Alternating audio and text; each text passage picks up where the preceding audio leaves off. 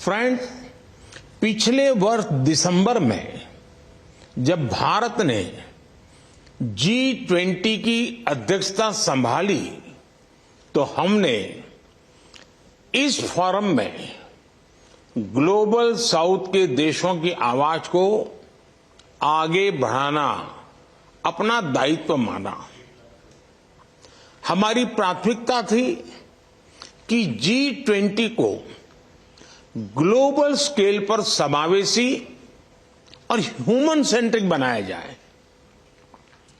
हमारी कोशिश थी कि G20 का फोकस हो development of the people, by the people and for the people. इसी उद्देश्य से हमने इस वर्ष जनवरी में पहली बार voice of global south summit का आयोजन किया। भारत के अलग अलग राज्यों में हुई G20 की 200 से अधिक बैठकों में हमने ग्लोबल साउथ की प्राथमिकताओं को प्रमुखता दी। इसका नतीजा रहा कि न्यू दिल्ली लीडर्स डिक्लेरेशन में ग्लोबल साउथ के विषयों पर हमें सबकी सहमति हासिल करने में कामयाबी मिली। एक्सेलेंसीज, G20 आयोजन में ग्लोबल साउथ के हितों को ध्यान में रखकर लिए गए कुछ महत्वपूर्ण निर्णय मैं बड़ी नम्रतापूर्वक आप सबके साथ साझा करना चाहता हूं।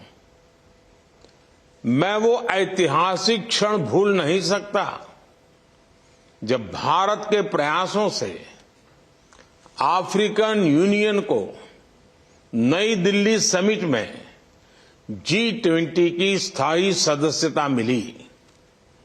G20 में सबने माना कि मल्टीलेटरल डेवलपमेंट बैंक में बड़े सुधार लाए जाएं और विकासशील देशों के लिए सस्टेनेबल फाइनेंस देने पर जोर दिया जाए। सस्टेनेबल डेवलपमेंट गोल्स जो पिछले कुछ सालों में सुस्त पड़ गए थे, उनमें तेजी लाने के लिए एक एक्शन प्लान भी बनाया गया। इससे ग्लोबल साउथ के देशों में चल रहे पॉवर्टी रिडक्शन कार्यक्रमों को बल मिलेगा। G20 ने इस बार क्लाइमेट फाइनेंस पर अभूतपूर्व गंभीरता दिखाई है। ग्लोबल साउथ के देशों के लिए आसान शर्तों पर क्लाइमेट ट्रांजिशन के लिए फाइनेंस और टेक्नोलॉजी उपलब्ध कराए जाने पर भी सहमति बनी है। क्लाइमेट एक्शन के लिए लाइफ यानी लाइफस्टाइल फॉर एनवायरमेंट, इसके हाई लेवल प्रिंसिपल्स को अपनाया गया। इसी समिट में ग्लोबल बायोफ्यूल अलायंस लॉन्च किया गया है। यह ग्लोबल साउथ के देशों के लिए बहुत ही महत्वपूर्ण है और हम आशा करते हैं कि आप सभी इससे जुड़ेंगे। भारत मानता है कि नई टेक्नोलॉजी नॉर्थ और साउथ के बीच दूरियां बढ़ाने का नया स्रोत नहीं बनना चाहिए।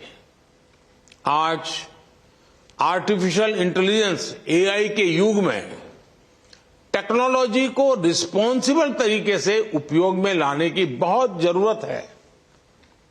इसको आगे बढ़ाने के लिए भारत में अगले महीने AI ग्लोबल पार्टनरशिप समिट आयोजित की जा रही है।